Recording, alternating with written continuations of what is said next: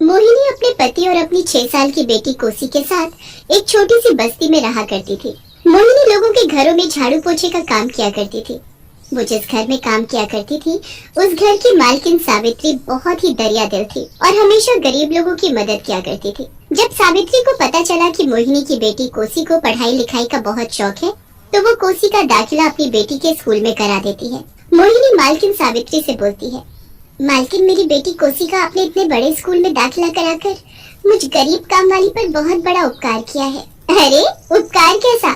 अब तो तू बस अपनी बेटी को कल से स्कूल भेजने की तैयारी कर। फिर अगले ही दिन मोहिनी अपनी बेटी कोसी को तैयार करके स्कूल भेज देती है। कोसी स्कूल पहुंचकर देखती है कि सभी बच्चे ग्राउंड में खेल रहे हैं। वो जल्दी से अपना बैग सबसे आगे वाली सीट पर रख देती है और बाहर बच्चों के पास जाकर खड़ी हो जाती है। तभी कोसी के मालकिन की बेटी लीना कोसी से बोलती है, ए कोसी, तेरी हिम्मत कैसे हुई मेरे साथ खड़े होने की?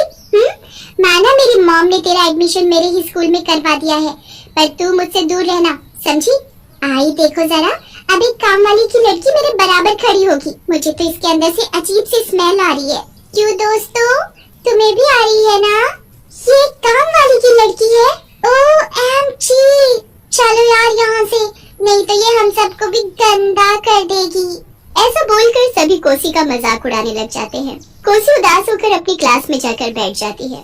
तभी क्लास में टीचर आती है और कोसी को सबसे आगे बेंच पर बैठा देखकर कोसी से बोलती है, तुम्हारा नाम कोसी है, राइट? और तुम एक काम वाली की बेटी हो, और मैंने सुना है कि तुम्हारे पापा कूड़ा बीनने का काम करते हैं। जी टीचर जी।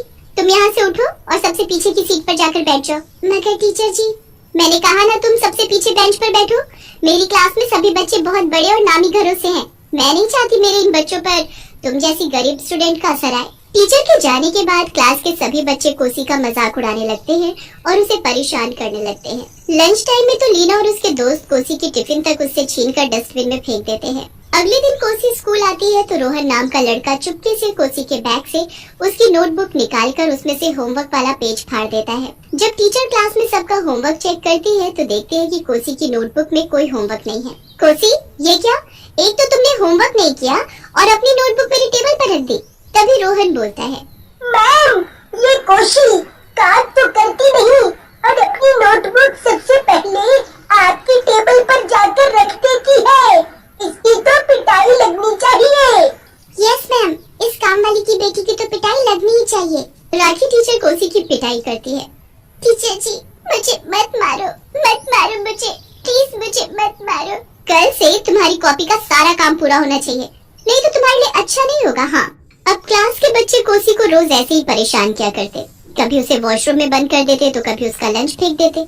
इन सब से परेशान होकर कोसी प्रिंसिपल के ऑफिस जाकर लीना और उसके दोस्तों की शिकायत प्रिंसिपल सर से करती है।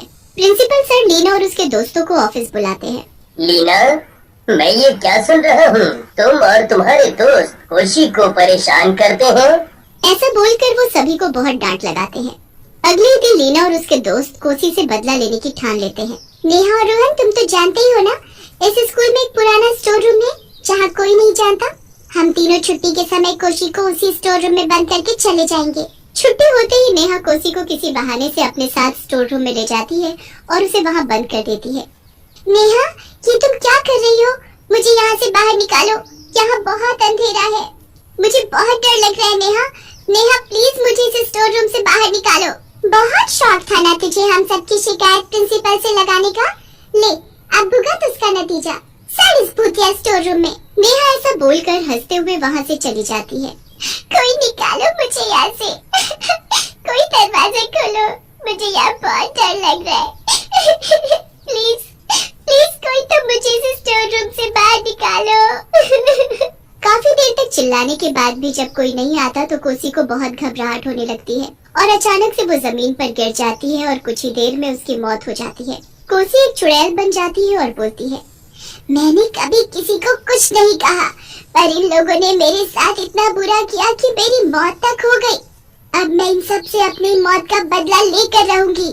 अगले दिन सभी बच्चे स्कूल आते हैं कि तभी नेहा देखती है कि कोसी क्लास में सबसे आगे की बेंच पर बैठी हुई है। नेहा लीना और रोहन से बोलती है, अरे यार, ये कोसी क्लास में कहाँ से आ गई? इसे तो मैंने कल स्टोर रूम में बंद किया था।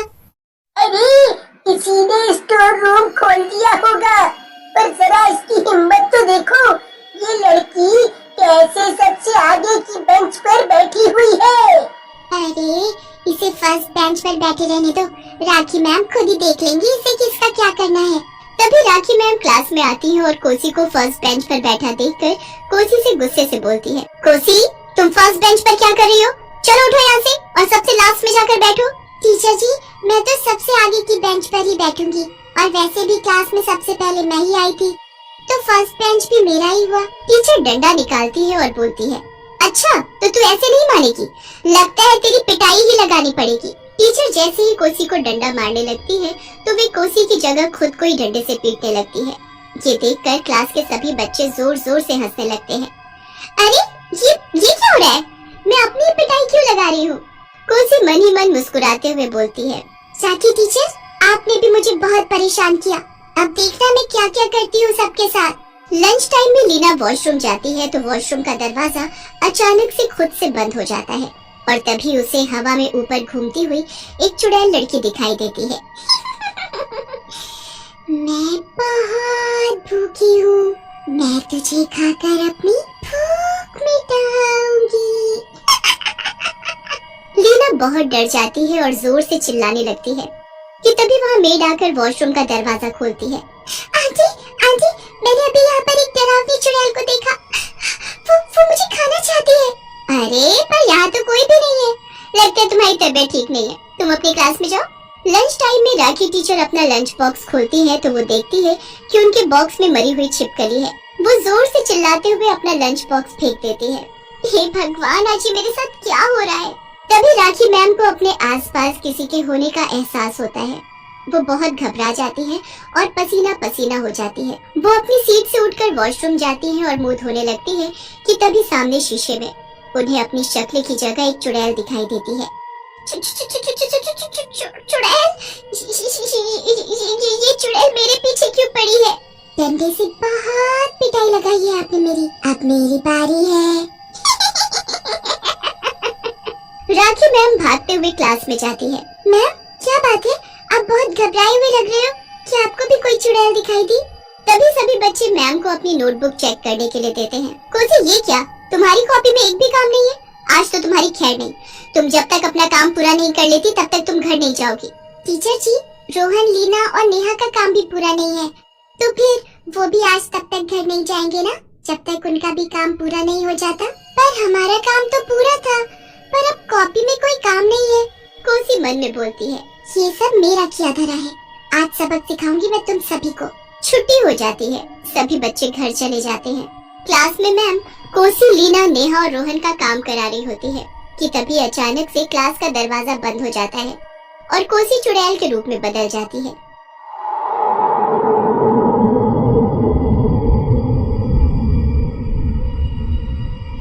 हे भगवान, ये कोसी चुड़ैल कैसे बन गई?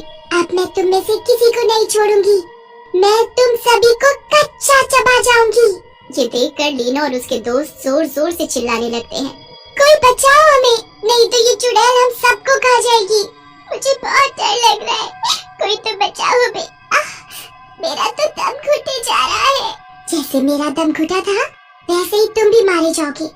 बहुत सताया ना तुम सबने मुझे। टीचर जी कैसा लग रहा है हवा में लटक कर?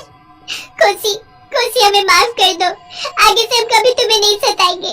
पर तुम चुड़ैल कैसे बन गई? लगता है तुम्हारे अंदर किसी चुड़ैल की आत्मा आ गई है। कोसी रोते हुए बताती है, मेरे अंदर कोई चुड़ैल की आत्मा नहीं है, बल्कि मैं खुद एक चुड़ैल बन गई हूँ। इन तीनों ने मिलकर मुझे स्टोर रूम में बंद कर दिया और घबराहट के मारे दम घुटने से मेरी मौत हो गई। अब मैं अपने ऊपर हुए सभी अत्याचारों का बदला लूंगी, ताकि फिर कोई ऐसी गलती करने का कभी न सोचे। तभी प्रिंसिपल क्लास का दरवाजा खोलते हैं और बोलते हैं, कोशी मैंने सब सुन लिया है, तुम इन्हें छोड़ दो, इन्हें सजा कानून देगा। मैंने पुलिस को फोन कर दिया है, वो बस आती ही होगी। राखी टीचर लीना और उसके दोस्तों को अपने किए पर बहुत पछतावा होता है। वो कोसी से हाथ जोड़कर माफी मांगती है। उन सभी को सजा मिलती है। कोसी की आत्मा को भी मुक्ति मिल जाती है और वो वहाँ से चली जाती है।